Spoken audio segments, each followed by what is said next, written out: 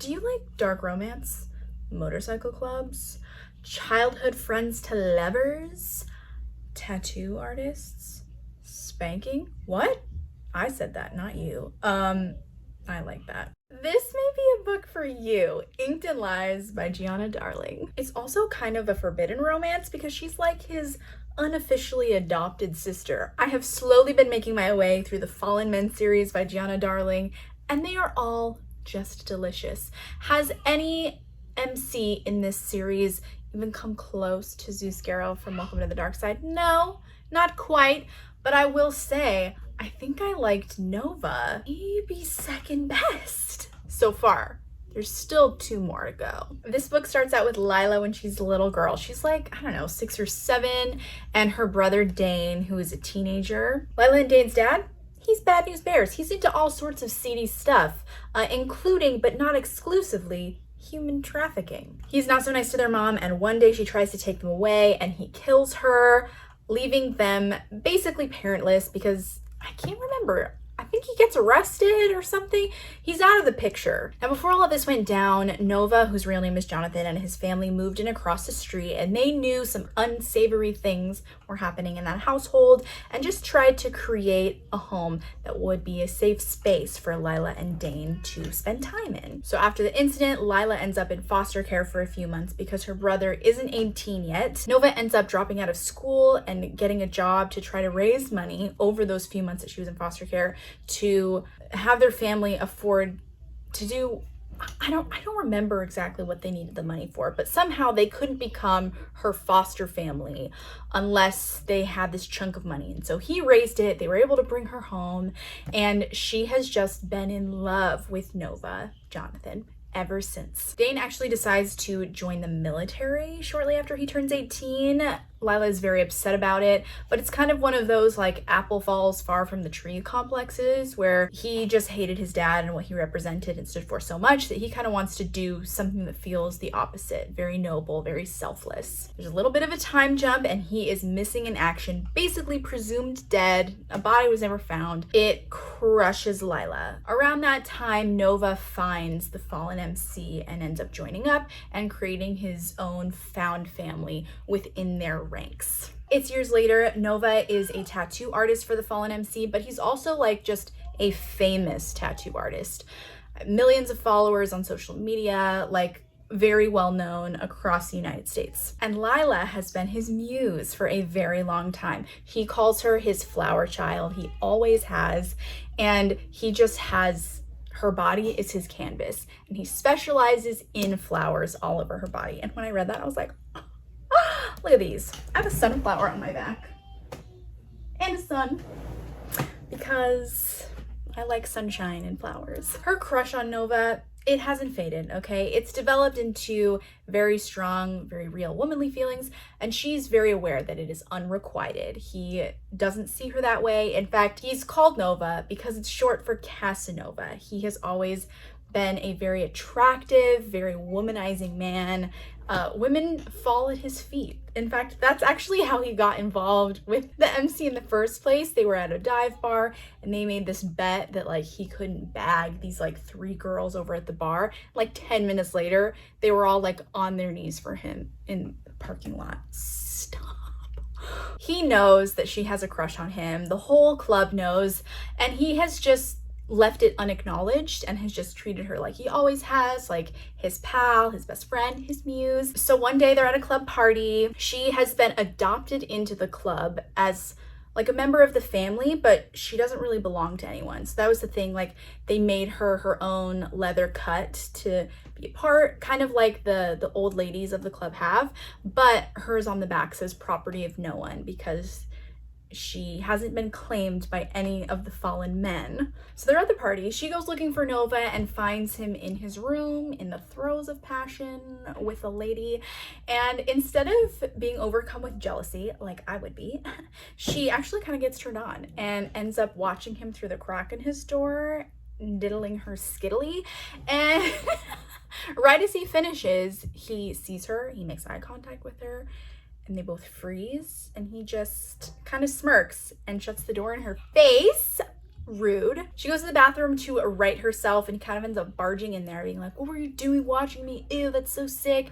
I know you've had this crush on me. You just have to get over it, okay? It's never gonna happen between us. I'm never gonna see you that way. Just like nails in the coffin of her feelings for him.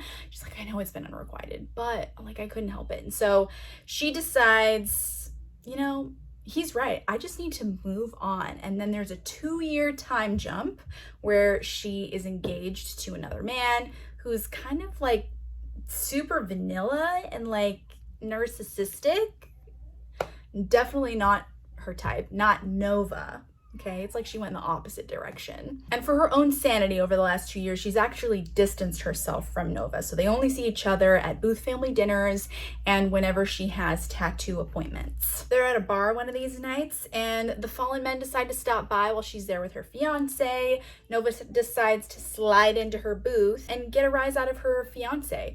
Her fiance is convinced that he wants her and she's like, that's so comical because like the only reason we're here is because he was so clear that he didn't want me.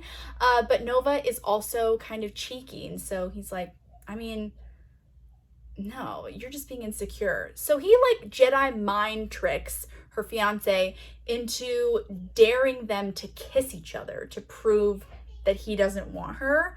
Cause she's like, we're like brother and sister. And he's like, prove it. I dare you to kiss her. And she's like, I'm your fiance. You want me to kiss another man in front of you? At this point, she knows it's the beginning of the end. She's like, if I kiss Nova, that's it. I will never be able to marry this man.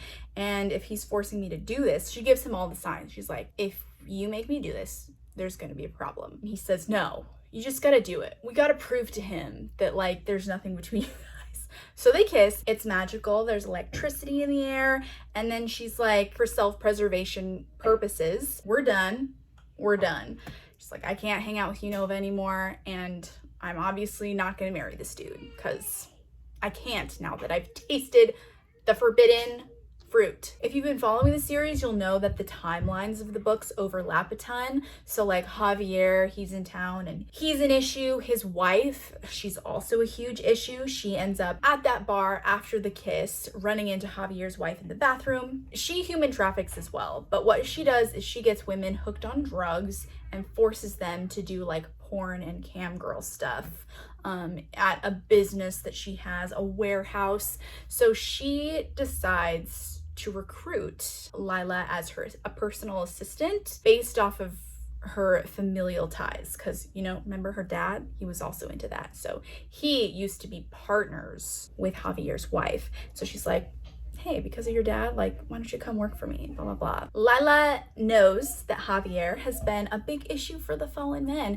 So she decides to take this opportunity, presents it to Zeus, who is in jail at this point, and says, hey, I think I'm gonna go work for this woman undercover to get the secrets and we can break him down from the inside. Zeus says no at first, but she says, I'm gonna do it anyway. He forbids it again and she says, fine, I won't do it now, but if one more bad thing happens to the fallen men, to my family, I'm not gonna ask your permission. I'm just gonna go ahead and do it. And then the timeline catches up with the last book, which is King like falling off a cliff and dying, or so we think. The end of that book confirms that he like faked his own death. He didn't really die, but she ends up actually taking that job and helping, was her name Irina? I think maybe that was her name. To prove her loyalties, one night Irina makes Lila cam girl, and the fallen men, they have tabs on all of their seedy websites and Nova sees it. He's not seeing her as such a little girl anymore, okay? He rubs one out quite a few times. Now Nova's deal, and you don't find this out until closer to the end of the book, he does not feel good enough for anyone. And Lila is the best person he knows. And they have become such good friends. And he knows doesn't deserve love or romance. Like, that's just not for him. That's how he became Casanova. And it all leads back to when he was a teenager, his parents, for some of the issues that he was struggling with, put him in therapy, and his therapist, who was married, groomed him sexually. She found out that she was pregnant with his baby and told him about it the same day that she got that pregnancy terminated. She kind of like got his hopes up and then crushed them and said, you would be a terrible father. Like, that's not what you're good for. You're a pretty face, but blah, blah, blah, blah, blah, made him feel worthless, destroyed, like in his mind, because he was groomed, he was in love with her.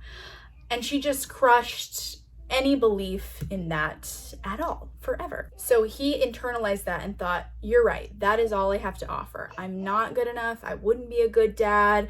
He wants all of those things for Lila, and for that reason has kept himself away from her in that regard. As soon as he finds out about Lila and her plan to take down Irina and Javier and their whole deal, he's not happy about it. In fact, he secretly moves all of her stuff out of her apartment and into his apartment so that he can keep eyes on her. So it's a little forced proximity. He ends up just deciding, away with my boundaries and my rules.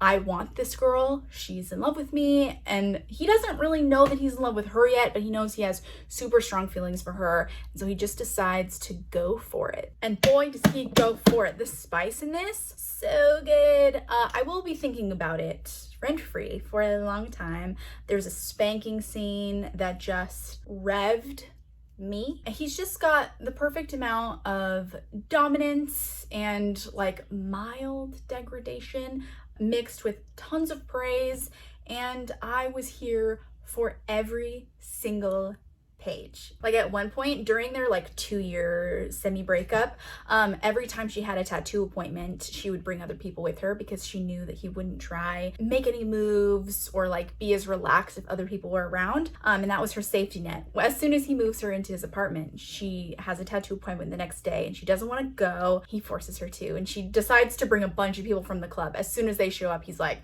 get the fuck out of here. It's just the two of us. Like, he made all the other tattoo artists cancel their appointments for the day so that they could have the space, just the two of them. He's like, I want to know what you're thinking and feeling. And she doesn't really want to tell him. He says, how about this? While he's getting his tattoo supplies all set up, if you tell me, I will eat your kitty right here and now on this table. That will be your reward. And she resists at first, but then she cracks, because I think we all would. What? It made me want to get eaten out in a tattoo parlor. For sure. One day she's back at work with Irina and things aren't going well. Irina's not in a good mood and they decide her time there needs to come to an end because it's getting a little dodgy. She goes to the computer to download some files for the Fallen and ends up being interrupted by Javier and a surprise guest. Her brother. Excuse me, we all thought he was dead. No, he's still alive and he's working for the bad guys. So she gets like pistol whipped by her brother, and then Javier finds her and just like is affectionate towards her, and she's like, wait, what? But not in like a sexual way, in like a paternal way. She doesn't really know why. You find out at the end of the book that Javier used to be in love with her mom and they had affairs all the time when he would come back to town, because his wife and her husband are like garbage. I mean, they're all kind of garbage, but he feels tenderly towards Lila because he loved her mom and he sees so much of her mom in her. She's just like in her car one afternoon, broad daylight, and gets trafficked for real from Irina's men who have been sussing her out for a long time. She gets thrown into a shipping container full of water with a bunch of other girls. Half of them are just like dead bodies floating in there. It's disgusting, and it was described in a way that made me feel like I could picture everything. It made me sick to my stomach, but in a way that hurt my heart, because there are women who are going through this right this second. Dane, after the fact, deals with a lot of PTSD from just his own stuff after he's settling into the clubhouse. Obviously, at this point, Nova and Lila, they are all in with each other. It's them forever. He actually has Lila a tattoo that represents her on his throat, because it was something he did when they thought that Dane was dead. He got this special iris tattooed on his, maybe it wasn't an iris, it was a lotus tattooed on his throat to represent him, because he wanted everyone to see it even when his clothes were on. And so he reserves those space for very special tattoos. And so right under it, he had Lila tattoo a purple heart with barbed wire around it with their initials in it, to also be a representation of something that everyone sees even when his clothes are on, which I thought was really cute. She ends up getting him a little bonsai tree, I think, at the end, because she's pregnant, and she carves a heart in the bonsai tree with initials. It says baby at the bottom, and that was really cool because she was finally proving to him that he is worthy of love and fatherhood, and all those things that he believed about himself were lies, inked in lies. But also the lies were that he wasn't in love with her this whole time since they were kids. Even before he had like rejected her, he had put like hidden messages and hidden meanings in all of her floral tattoos, and I'm just obsessed with that. I loved this book immensely. It was entertaining from start to finish. I would highly recommend it. Thank you so much for watching. Make sure to like this video and subscribe to my channel and hit that little notification bell so you don't miss out on any of my spoiler-filled spicy book reviews or other bookish content. Happy reading!